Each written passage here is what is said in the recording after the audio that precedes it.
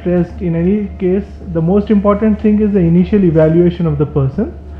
When a person comes to us with fecal incontinence, most of them, in a study by in a journal, it has shown that almost 1/3 of the people are very reluctant to talk to their physicians about fecal incontinence. And even when they come to the center, almost 30% in the initial interview do not say much about the incontinence. When we take a history about this, we should mainly ask what is the type of incontinence they are having, whether it is for gas, is it for liquid or solid, what is the frequency, how many episodes they are having per day or per week, what is the amount of stool, how is it affecting the activities of daily living. And apart from that, we should take the comorbidities and the etiological history. We normally use the Wexner incontinence score to look for the severity, in which we ask for the type of incontinence, whether it is flatus, liquid or solid, and the times it is happening, number of pads used, and alteration in lifestyle. 0 being the perfect score and 20 being severe incontinence. And everybody has stressed on the examination of the per rectal examination. Apart from mass, it's very important to assess for the restal anal tone. This restal anal tone is mainly by the internal anal sphincter, 80 to 85%, and to look for the squeeze, which predominantly is by the external anal sphincter. And also we should look for the perianal sensation, that is the anocutaneous reflux, in which if you stroke around the anus, there should be a contraction. And absence of anocutaneous reflex indicates presence of a neurological cause. Now, what are the investigations which we normally do in a patient who presents to us with fecal incontinence? Sigmoidoscopy, we should look for the pelvic floor functions, mainly anorectal manometry. You should look for pelvic floor structural integrity, that is anal ultrasound, and neural integrity, pudendal nerve latent motility, though it's not very commonly used.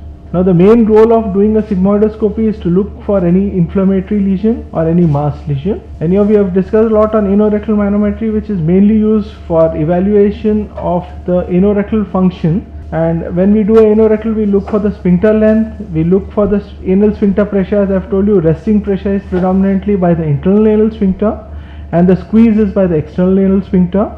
The rectoanal inhibitory reflux, which is lost in Hirschsprung's disease, rectal compliance, the rectal sensation, and the most important is the last one is the balloon expulsion test.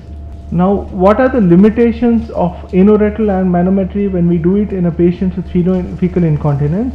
The most commonly thing what we have observed is that it usually doesn't correlate much with the symptom severity and does not predict the post-operative success of surgical therapy of fecal incontinence. Next test is the endoscopic ultrasound. This is mainly used for the anatomical examination of the sphincter, and usually this visualizes the internal and the external anal sphincter. It will give us the length, width, scars and defects, because this is very important, because in patients for whom we are planning biofeedback therapy, if there is scar or defects in the sphincter, then the success is very less, and even for the sacral nerve stimulation.